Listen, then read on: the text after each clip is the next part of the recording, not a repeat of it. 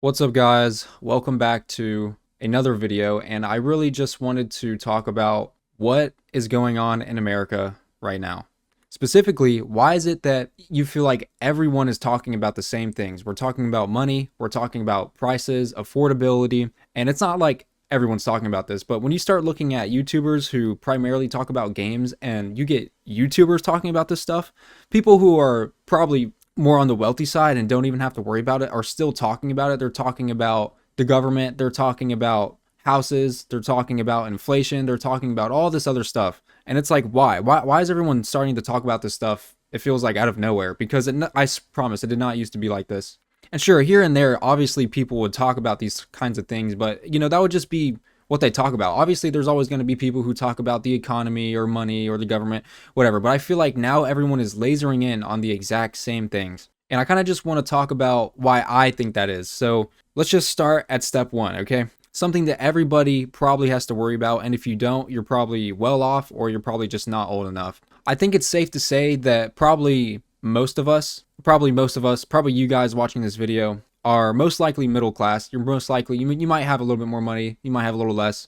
Either way, I think everybody's still worried about the same things, and it's that prices are starting to feel like they're getting out of control in every aspect. I just made a video talking about RAM. I could make a video talking about houses, but it's really anything, even fast food, day to day, grocery shopping, bills, everything is kind of getting out of control. And so, yeah, that's one thing. Everybody's talking about money and affordability. And then we have the government. Everyone's talking about the government now and what's going on in the government. Now, if I were to really do a deep dive in what's going on in the government, I could probably sit here forever and talk about that. There's so many things you could dive into, but I don't want to get off into weird topics maybe not everybody will understand. But I think it's probably just safe to say, on a very broad basis, it just kind of feels like the government does not care about the American people like they should be right now. And honestly, I hope everyone can agree with that. And let's just look at some of the reasons why somebody might say that or why I might say that. So, for one, you have housing. I'm Gen Z, okay? Coming up, looking at the housing prices and looking at the average salary, it's like, how am I ever going to afford a home unless I'm renting one? That's what they want. They want you to rent a house forever. And I also just have questions like, how are things like AI data centers allowed to increase your electrical bill? How are they allowed to hog all the RAM sticks? How are they allowed to hog all the SSD cards? Or whatever SSD, whatever I don't know, bro. How are they? They're hogging all the storage, spiking the price of really just gaming. So I mean, besides that, I mean, not even gaming. I mean, you might want a PC for business or homework or anything. Even like laptops, you have to look at prices like laptops and all the storage, and it's like, okay, how am I going to go to college without a laptop or some sort of a PC because all the work is now online? It's like, how do you do all this stuff when you can barely afford it? It's getting out of it's getting out of hand. How are companies like BlackRock and Vanguard? How are these big asset management, risk management companies allowed to literally buy up homes in bulk in certain neighborhoods around? Like, this is a thing that's happening. They're allowed to buy in bulk houses all in the same area. And then now that they own all the houses in that area, they can just spike up the rent, and they don't sell it. They will not sell it to you. They're just going to spike up the rent. They're going to spike up the rent to everybody in that area. It's like, how is that allowed to be taking place? Like, that, literally just saying that out loud sounds so dystopian, and I don't even know where to get into it, really. It's just the economy, and I know that can be boring to a lot of people, but it shouldn't be. If you're anything like me, if you're Gen Z and you're coming up, or even if you already made it, like, you should still be worried about the affordability of things that's going on. And I feel like just Gen Z is getting priced out of their own economy. The average home buyer is what, early 40s now? It was not like that 10 or 20 years ago. It was not. It's getting out of hand. Yeah, I just searched it up. 10 years ago, the average home buyer, it says, was 30 to about 33. That's already a little like, okay. I mean, I could see buying her first house at 30. I'd say that's a pretty good goal. But now it's 40, okay, early 40s. And it goes all the way up to, guess what? Up to 59. Imagine buying your first house at 59, and now what? You can finally retire after working your whole life to finally buy your first house at 59. You finally just bought your first house at 59, and you don't even get to enjoy it, bro. You're about to die. Like, I'm sorry, but this is actually insane. And so, yeah, let's break down why I think everybody's actually starting to focus in on what's going on. So I'd say for, I guess, probably the past, I don't know, 50 years, things, or maybe I would argue longer than that, but let's just say as how things were, you didn't really have to worry about money too much. Obviously, it's a good idea to always try and manage your money and to look into good ways to make money or how to spend it, or just, like I said, how to manage it. It's a good thing to look in all of that, but you could probably get by without having to be a genius in money. You could probably save up for a few years or even 5 or maybe even a decade, save up and buy a house. Now at my age, I would have to save up for 2 decades, trying my hardest to save up every penny pretty much just to maybe afford a house. And that's if it doesn't increase in the next 20 years. I guess we'll see, bro. I don't know. It's like, where are we going to be at in 10, 20 years for me? But yeah, anyways, back to what I was saying. So basically, the point I'm trying to make is when things are going good, when you can afford to live, and when your life, your own life, and you don't have to really, when your own life is good and you can afford things and you can plan things out and you don't really have to worry about it too much, you're not going to look around at other people who can't afford stuff. You're not going to look at the government and really what they're doing. I mean, at some point, you don't really care what they're doing with your taxes. If you can afford your house, things must be going good. But recently, obviously, things have been out of control. The prices of, I feel like everything have been out of control. And if you haven't heard of it, then I don't know, bro. You must be living under a rock. Like even things like eggs are going out of control. And yeah, I'm sure COVID has somewhat to do with some of this stuff, but even despite that, I think we were on this track. We were on pace for this to happen either way. But yeah, basically, when you can afford things and when your life's going good, you don't look around you to really what's happening in the economy. But now let's just fast forward to today. Everybody starts saying like, hey, like this is kind of a lot of money for some groceries. This is a lot of money for a house. This is a lot of money for some SSD cards, for some RAM sticks. This is all like, this is a lot of money. Bills are skyrocketing. Like it's gonna like what, why is everybody, why can we not afford things? And then so when people are like, okay, we can't afford things, let's look at like, what's happening. Then we look at our government. That's the first thing you do. You look at your government to help, hopefully bail you out, but you can't rely on them for everything, obviously. But you start to look at the government and it's like, okay, why are we spending money on this? What is this? What is this? I didn't vote for this. I didn't ask for them to take pennies away. But yeah, basically, if you're not alone and you feel like you can't afford anything, trust me, you're not, because you could just like look at the people around you. Everybody's like, okay, what do I do? What do I do? I don't know what to do. I'm running out of money. I'm running out of options. And then you start looking at YouTuber, like, people who are rich basically, and they don't have to really worry about it. And they're still talking about it. Like, yo, like we can see that all these like just the average person is being priced out. What does the average person do besides rent everything and not own anything and just to be a good little worker and a good little buyer? And I know that can be a sad way to look and think about life.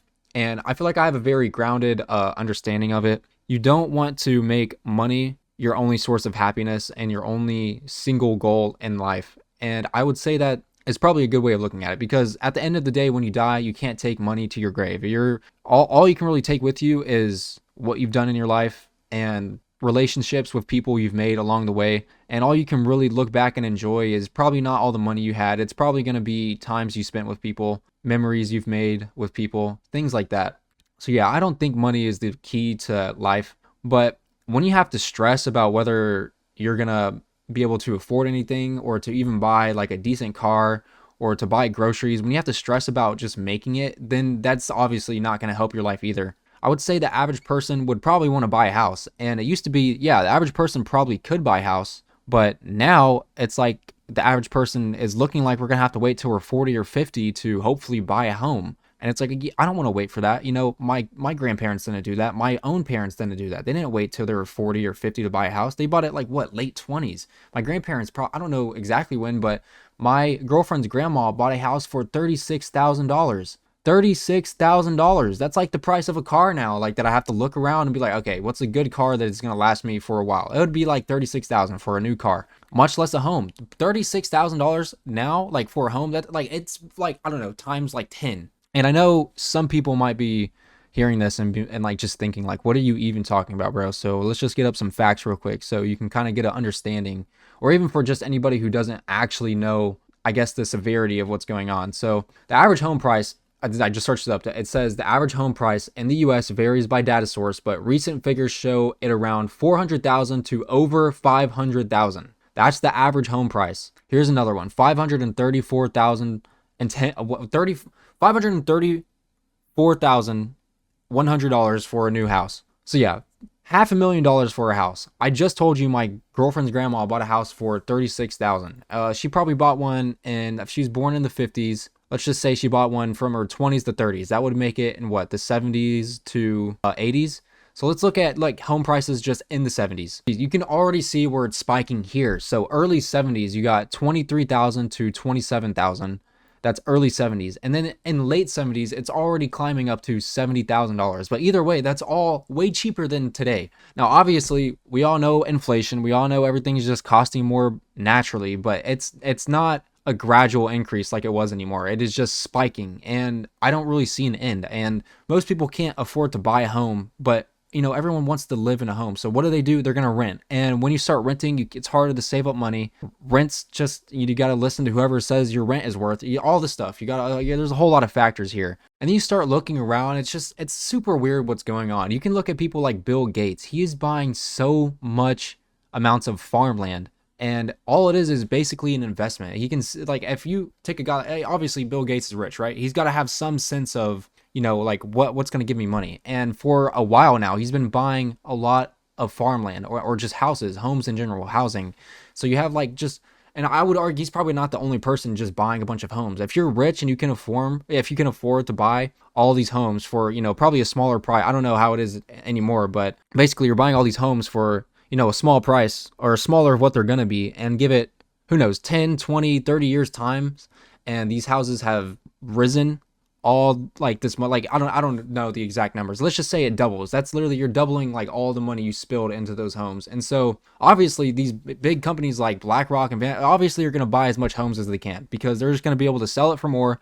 And if they can't sell it, they're just going to rent it out to you to whatever they say. I mean, seriously, look it up. They are literally buying houses up all in like a single area just to rise up the rent prices. Like that, like I said, that just sounds dystopian. That doesn't even sound real. I don't want to live in a fucking economy like that, bro. I want to be able to just buy my own home and not worry about it. I don't really want to be that rich. I just want to be able to get by with what I have and like, be happy with what I have. And here we go, bro. I just searched it up, and this is why everybody's talking about it. It just feels so weird and corrupt. And obviously, BlackRock has a lot of stocks and a lot of just investments in a lot of different companies. But I searched it up, and it wants to tell me no, BlackRock isn't directly buying up houses in bulk. And then it goes to explain how they invest in different companies or whatever, different companies that might be buying up homes in bulk, all this different stuff.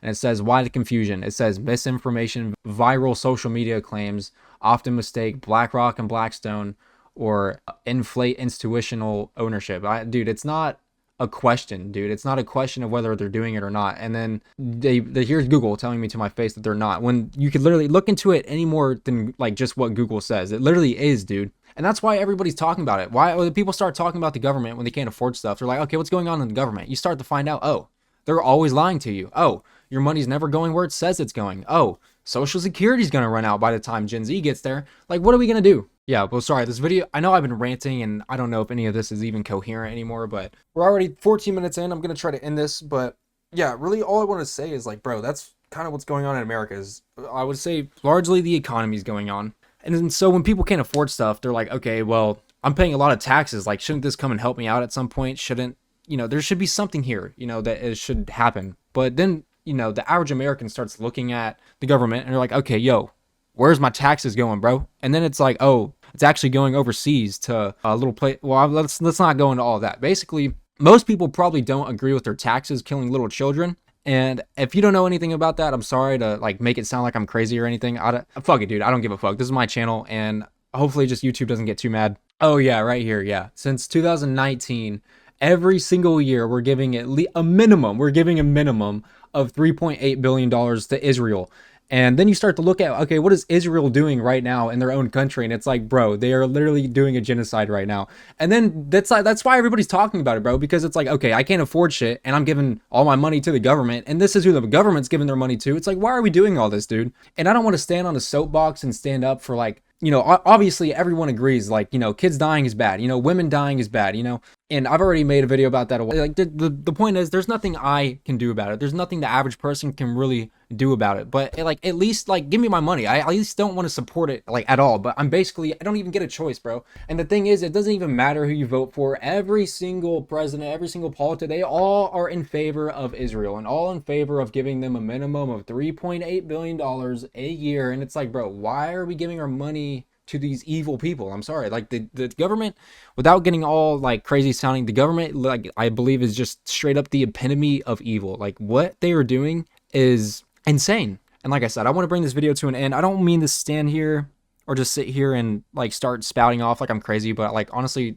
I'm passionate about it and I have a lot of things I could say. But yeah, I don't want to sit here and like, cry that I'm broke or anything. But the thing is, like, I know I'm not alone. And like I said, when you start getting YouTubers or really like when everybody starts talking about the government, what we're spending our money on, other countries across the sea that are taking our money, or other country, well, there's one specific country in mind. Obviously, there's other questionable stuff that we're spending our money on. Basically, everybody's like, yo, what is going on? And so it's like, I mean, honestly, what is going on? Like, what can the average person do to make things better?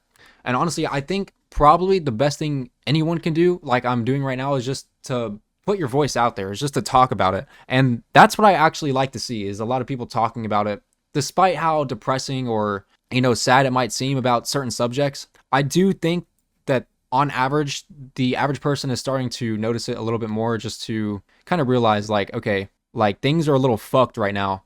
And I'm sorry, I don't have any other better way to put it. I know I kind of just been like talking fast, and I probably seem like a little fucking gay boy, but seriously, I do think we are starting to move in the right direction, and people are starting to talk about it. And if there's anything you should take from this video, it's that honestly, if you have a voice, you should use it. You should voice your opinions. That's step one, I think, is to voice your opinions. Step two is, I think everybody should probably invest a little bit more time into knowing how, I guess, just overall the government works, how banking works, how global banking works, how I like, just start looking into all this stuff.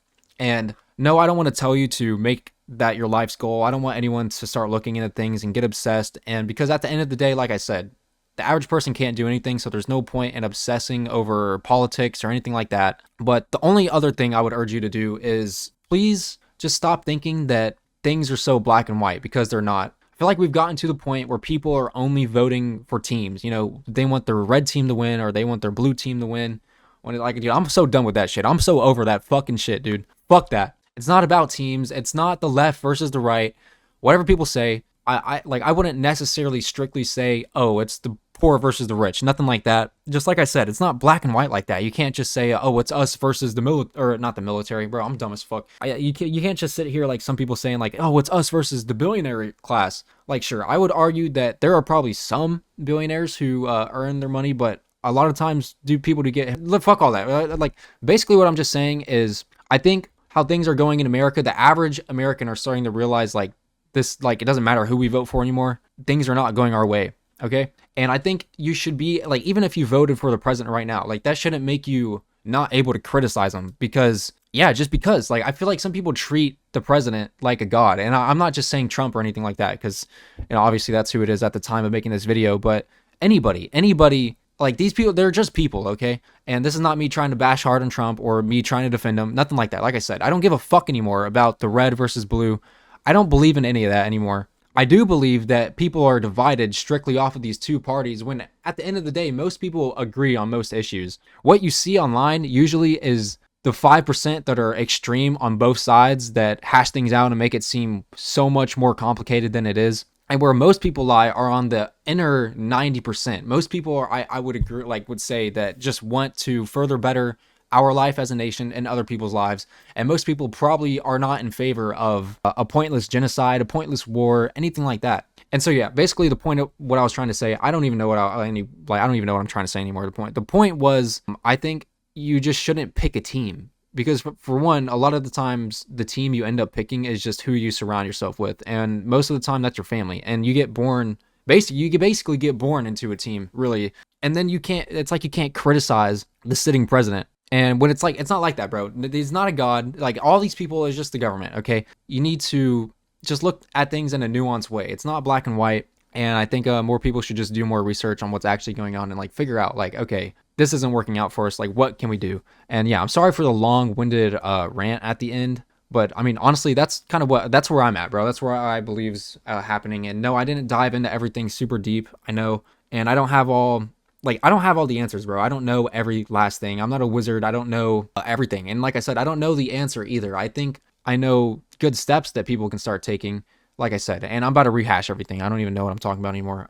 But like, I think the first step, just use your voice, bro. You need, like, as an average person, like, don't screw yourself over by making yourself not allowed to get a job or something. But I think the average person should, just talk more about it and start to realize, like, okay, there's something coming, I think, big in America. And before it does, I think it's best to probably realize, at least, like, be a little knowledgeable of what's happening.